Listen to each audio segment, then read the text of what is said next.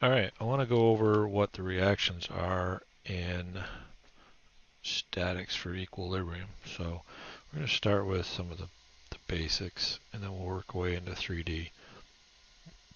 There are times when we have things that look like this. We put them on rollers, and we'll put a little beam coming out of there. Alright, or we can actually have a roller that rides along a surface, or we can have something that rocks back and forth, and that also has something on it.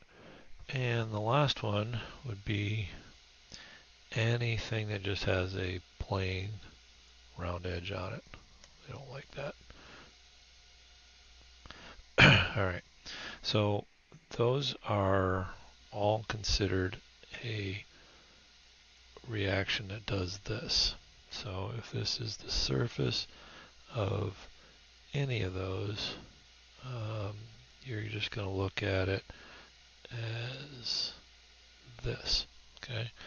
Or if it's a beam, it's just that, okay? So with that, you can get beams that are going to be defined as this. We'll put rollers on the end, okay? And that would have just a free body diagram of this, okay? So there's no X component, there's just a vertical component, and that's only one direction, okay? The other one we're going to run into is this one. Go away. It is a pinned connection, like so, and the piece comes out of there like so, or it is something on a rough surface. Actually, I should mark this one down as smooth / frictionless.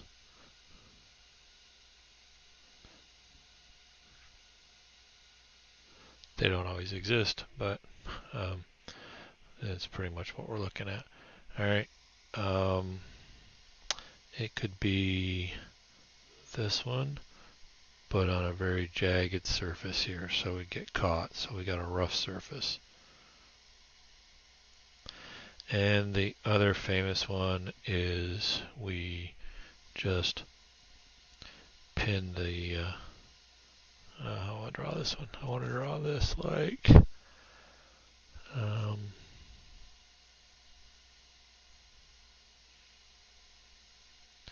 do a beam here, but we actually pin that and do this, okay? So on these, we'd have a X component,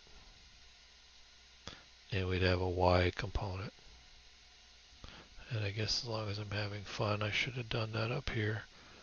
F of Y only, F of Y only, F of Y. Alright, and that'll give you that kind of a scenario. Okay, those are the primary ones. Now, the next one we're going to spend some time with is what if we anchor something in some sort of material. So we got a pocket like so. Alright, and let's cut that off. Alright, and we got all this material around here. So that literally is going to have a reaction like this, this, so F of X, F of Y, and then there is very likely to be, and I'll do this in red, a moment about that. Okay, so those are the important ones to deal with. And now if we go to three-dimensional, alright, and we do a three-dimensional, but we're going to do one on a ball, and this is going to be tough to do, so let's do it like this, and we're going to do this, and go up, and up, and up, and we have this in the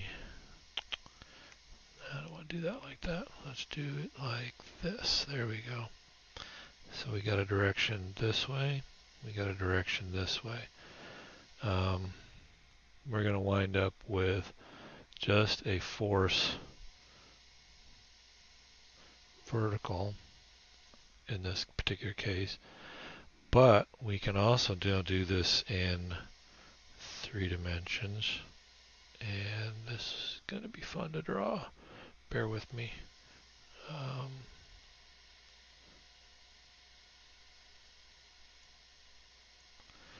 Where this force comes out of here, and we got this here.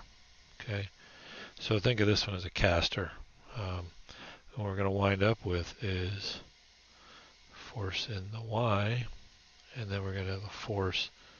In this case, I'll do Z. Make this X, Z, Y directions. Okay. All right. Some of the other fun ones. These are much more for down the road.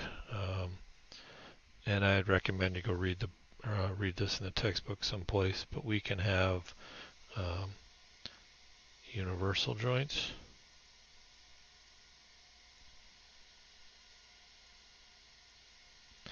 And those are going to be real fun because we're going to get something in all 3 directions.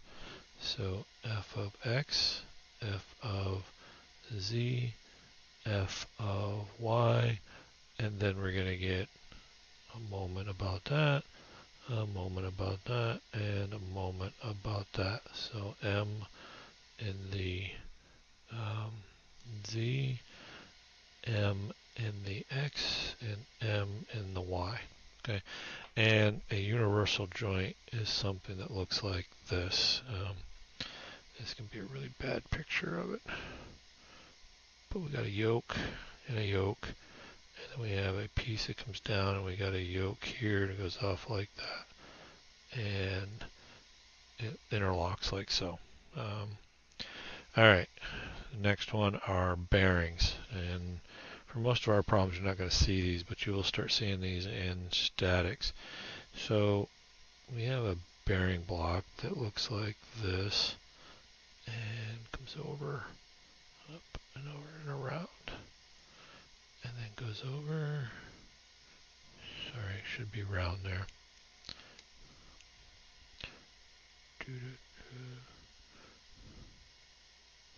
It's important to draw things correctly, that way people visualize it.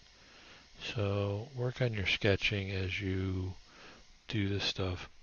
And we got a shaft that comes out of here, and I'm just going to cut that off down there. Okay, but in this, because this is called a pillow block, it's a bearing block by any other name, but its real name is a pillow block. You're going to get a force in the Y, and you're going to get a force in the Z, and I should do this as X, Z, Y, so be consistent. And then with that, we're going to wind up with moments that react. Moments in the Y, moments in the Z. Okay, those are the most complicated ones we're going to see. There are a few others out there just to give you some clues, but generally I want you to be aware of that and not take anything for granted. Okay, so that's that for that little video, and we're going to stop it.